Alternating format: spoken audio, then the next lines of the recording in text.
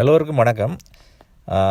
நான் இந்த வீடியோவில் எதை பற்றி பேச போகிறேன் என்று சொன்னால், தற்சமயம் யாழ்ப்பாணத்தில் ஒரு முக்கியமான யூடியூபர் பற்றி சில சர்ச்சையான கருத்துக்கள் போய்கொண்டிருக்க இந்த நேரத்தில் நானும் எனக்கு தனிப்பட்ட முறையில் அறிந்த சில விடயங்களை இதில் பதிவிட விரும்புகின்றேன். குறிப்பாக வடகிழக்கு பகுதியில் யூடியூபர்ஸ்களின் சேட்டைகள் அதிகரித்து கொண்டு தான் இருக்கின்றது. வறுமை கோட்டுக்கு உட்பட்ட மக்களுக்கு உதவி செய்கின்றோம் என்ற பெயரில் பல சேட்டைகள் செய்து வருகின்றார்கள். இதற்கு தற்போதைய அரசியல் சூழலும் இவர்களுக்கு சாதகமாக இருக்கின்றது. பாதுகாப்பு தரப்பும் இவர்களுக்கு சாதகமாக இருக்கின்றபடியால் இவர்கள் அதை தங்களுக்கு சாதகமாக பயன்படுத்துகின்றார்கள். அதாவது இந்த யூடியூபர்ஸ்களின் முக்கியமான பிரதான நோக்கம் என்னென்னு சொன்னால், அந்த புலம்பெயர்ந்து வாழ்கின்ற மக்களை நோக்கி தான் தங்களுடைய திட்டங்களை வகுக்கின்றார்கள். அதிலும் குறிப்பாக அந்த புலம்பெயர்ந்து தேசத்தில் வாழுகின்ற குடும்ப பெண்களை நோக்கித்தான் தங்களுடைய வலைகளை அகலவிருக்கின்றார்கள். இதில் தற்போது பேசப்படும் நபர் மட்டும் கிடையாது, மேலும் பல யூடியூபர்ஸ் இருக்கின்றார்கள். விரைவில் அவர்களும் சிக்குவார்கள். சம்மந்தப்பட்ட நபரை பார்த்தீங்கன்னு சொன்னால், அவர் போட்ட ஆரம்ப வீடியோக்களை நீங்கள் பார்த்தீங்கன்னு சொன்னால், அவர் பேசுவது அவ்வளவு சத்தமாக கேட்காது. ஏன்டா அவர்கிட்ட சத்தம் அவ்வளோதான், பேசுவதுக்கே தொம்பி இல்லாமல் தான் பேசிக்கொண்டிருந்தவர்.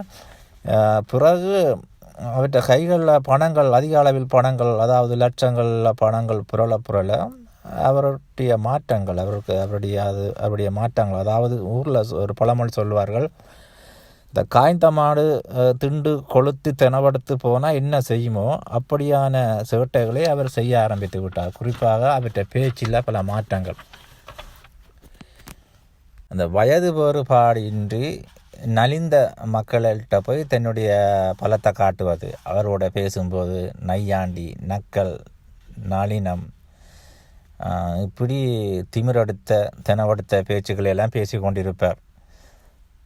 ஒருவேளை சாப்பாட்டுக்கே அல்லாடி கொண்டிருந்த இவருக்கு பல லட்சங்களில் பணம் புரளும் போது எப்படி இருக்குமோ அந்த சேட்டைகளை அவர் ஆரம்பித்து விட்டார் என்பதுதான் உண்மையான விடயம். இதற்கு அவர் மட்டும் காரணம் கிடையாது, புலம்பெயர்ந்த தேசத்தில் வாழுகின்ற நமது மக்களும் இதுக்கு பெரிய முக்கியமான ஒரு பங்கை வகித்திருக்கின்றார்கள் என்பதுதான் உண்மையான விடயம். காரணம் இவற்றை யூடியூப் சேனலில் இருந்து வருகின்ற வருமானத்தை விட அதிகப்படியான வருமானம் புலம்பெயர்ந்த மக்களிட இருந்து கிடைக்கின்ற பணத்தில் ஆட்டையை போடுவது. மற்றது புலம்பெயர்ந்த மக்கள், குறிப்பாக பெண்கள் தான் இவருக்கு அதிக அளவான பணத்தை அனுப்பியிருக்கின்றார்களாம். அன்பளிப்பு, தங்க செயின், தங்க மோதிரங்கள், விலை உயர்ந்த தொலைபேசிகள் போன்றவற்றை இவருக்கு அன்பளிப்பு செய்யப்பட்டதாக அவருடன் கூட இருப்பவர்களே சில நண்பர்களுக்கு தெரிவித்துள்ளதாக தகவலை நான் அறிந்துள்ளேன்.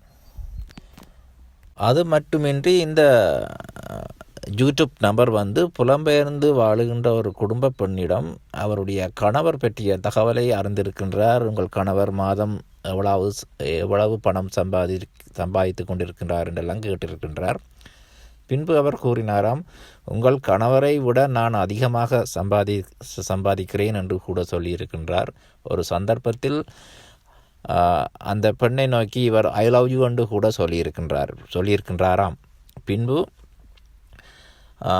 அதற்கு மன்னிப்பு கேட்டு ஒரு வாய்ஸ் மெசேஜ் அனுப்பி இருந்ததாகவும் இன்னொரு யாழ்ப்பாணத்தில் இருக்கின்ற யூடியூபர் ஒரு தகவலை வெளியிட்டிருந்தார் அவருடைய சேனல் மூலமாக. எனவே புலம்பெயர்ந்து தேசத்தில் வாழ்கின்ற மக்கள், நீங்களான் உணர்ந்து கொள்ள வேண்டும். எளிதில் ஒரு நபரை நம்பிவிடாதீர்கள். நீங்கள் எதை செய்ய முற்படுகின்ற பொழுதும் ஒரு தடவைக்கு 10 தடவை யோசித்து உங்கள் செயற்பாடுகளை செய்யுங்கள். மற்றது இன்னொரு விடயம், இவருடன் 2 நபர்கள், அதாவது அல்லக்கைகள் எப்போவுமே சேர்ந்திருப்பார்கள். அவர்களின் சேட்டைகளும் அதிகம் என்பது நான் அறிந்த விடயம். குறிப்பாக நள்ளிரவில் மூவரும் சேர்ந்து குடித்துவிட்டு புலம்பெயர்ந்த தேசத்தில் வாழுகின்ற ஒரு சில, எல்லா பெண்களையும் நான் குறிப்பிடவில்லை, ஒரு சில பெண்களுடன் அரட்டை அடிப்பதாகவும் தகவல் தெரிவித்து கொண்டிருக்கின்றன. மற்றது இந்த விடயத்தை சாதகமாக பயன்படுத்தி வேறு சில யூடியூபர்ஸ் தாங்களும் இனிவரும் காலங்களில் உதவி வீடியோ பதிவுட இருப்பதாகவும் தங்களுடன் தொடர்பு கொள்ளும்படியும் தங்கள் தொலைபேசி இலக்கத்தை பதிவிட்டு இருக்கின்றார்கள். தாங்கள் நேர்மையாக செயற்படுவோம் என்றும் குறிப்பிட்டிருக்கின்றார்கள். நான் அவர்களுக்கு ஒன்றே கூறிக்கொள்கின்றேன், நீங்கள் எந்த ஒரு ஆணியையும் பிடுங்க தேவையில்லை. நீங்கள் உங்களுடைய வேலையை பார்த்து கொண்டிருங்கள். நீங்கள் இதிலே இப்படியான விடயங்களை செய்வதனால் குறிப்பாக இந்த ஏழ்மைப்பட்ட மக்களுக்கு உதவிகளை செய்ய வேண்டிய முக்கிய பொறுப்பு யாருக்கு இருக்குன்னு சொன்னால் அரசாங்கத்துக்கும் அரசாங்க அதிகாரிகளும் தான் செய்ய வேண்டிய கடமை இது. நீங்கள் இதில் குறுக்கே புகுந்து நீங்கள் செயற்பட்டு கொண்டு இருப்பதனால் அரசாங்கமும் அரசாங்க அதிகாரிகளும் அதை கண்டு கொள்ளாமல் அவர்களுக்கு வரும் உதவி திட்டங்களை இந்த அரசு அதிகாரிகளே இன்றைக்கு ஆட்டையை போடுகின்ற ஒரு சூழலும் இன்றைக்கு வடகிழக்கு பகுதியில் நடந்து கொண்டிருக்கின்றது. எனவே எல்லாவற்றையும் கருத்தில் கொண்டு இந்த புலம்பெயர்ந்து தேசத்தில் வாழுகின்ற மக்கள், நீங்கள் சரியான முறையில் உங்கள் உதவிகளை செய்யுங்கள். அதுதான் எல்லோருக்கும் மிகச் சிறப்பாக இருக்கும். எமது எதிர்கால சந்ததியினரும் மிக ஆரோக்கியமாக இருப்பார்கள் என்று கேட்டுக்கொண்டு விடைபெறுகின்றேன். நன்றி, வணக்கம்.